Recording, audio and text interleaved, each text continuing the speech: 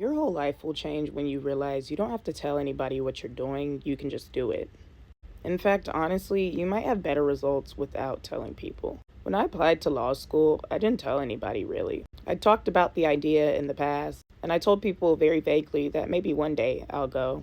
But even as I was having these conversations, I knew that I had already taken my test. I knew that I already submitted my applications. But I was very adamant about being discreet about what it is I wanted to do to make sure I actually wanted to do it.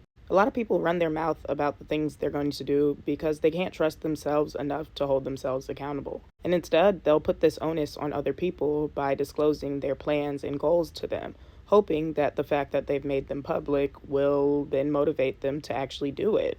When you start acting without having to speak on things, you really learn how to affirm yourself.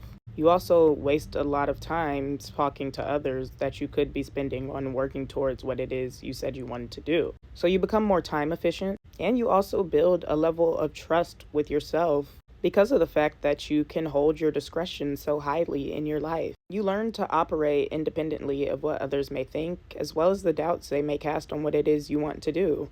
And you can really read the energy of people quite clearly when you are doing the things you need to do.